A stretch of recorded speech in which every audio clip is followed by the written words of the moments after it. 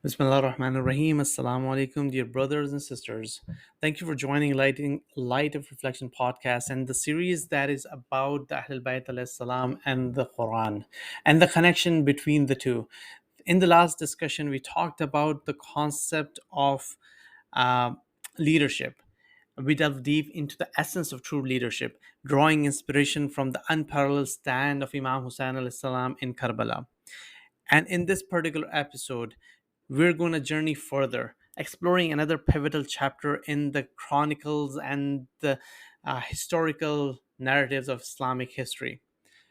So, this time, like we talked about last time, let me just first reiterate what we talked about last time to give a perspective. Last time, I asked you to picture a vast expanse, a desert in which a small army of 72 people, of Imam Hussein al Islam, the grandson of the Prophet, surrounded by an army of tyranny, of oppression, of injustice, of 130 plus thousand Muslims, so called Muslims, all of them were Muslims, and they had surrounded the Prophet's grandson in the desert of Karbala. Now, this happened in the year 60 Hijri.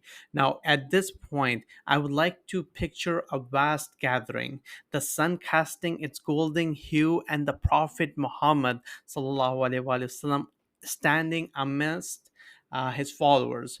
And that's this time the difference is that, or the similarities first are, it's the prophet instead of the prophet's son.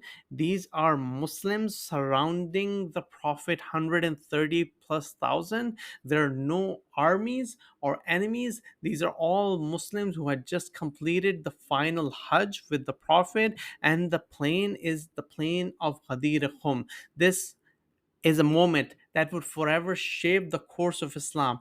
The Prophet, in his divine wisdom, held up the hand of Imam Ali alayhi salam.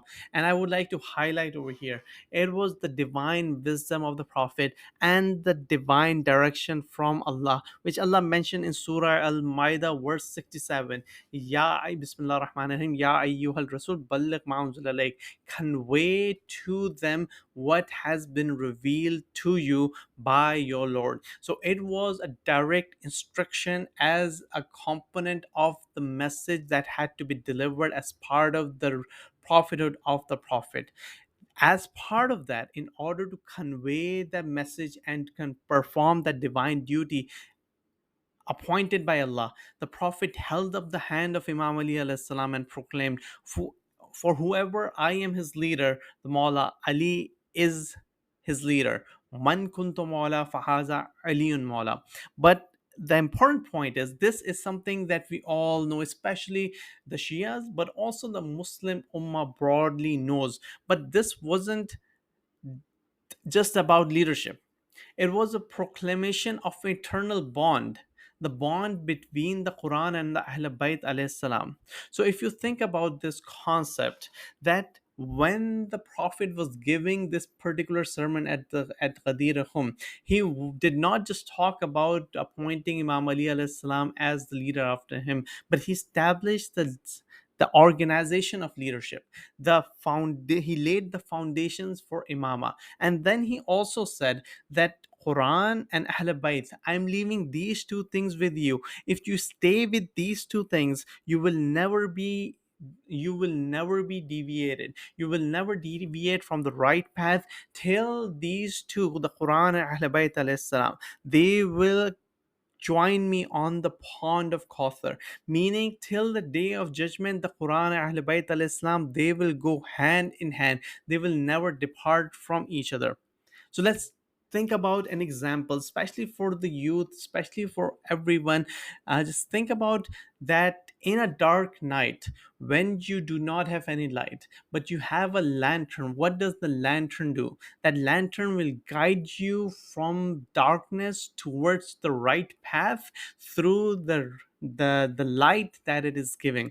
That lantern is the Quran, illuminating our path, guiding towards righteousness. But every lantern needs a flame, a source that brings its light to life. That flame, my friends, are the Ahlul Bayt alayhi salam. They embody the teachings of the Quran, living and exemplifying its principles in every action, every word, and every moment that we do. Let me give you a couple more examples. A car cannot drive on its own, it needs a driver or a software. Similarly, a body cannot function on its own without the soul of the body.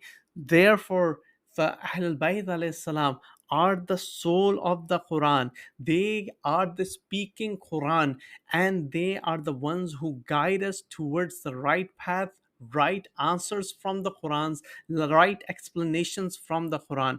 Yet, as the history unfolded, there was a drift from these guiding lights. The Muslim community, swayed by power and wealth, by a lure of worldly gains, began to neglect the teachings of the Prophet. And we will talk about this concept further in the next discussion when we talk about what was this drift and what was the consequence of drift. Assalamu alaikum wa rahmatullahi wa barakatuh.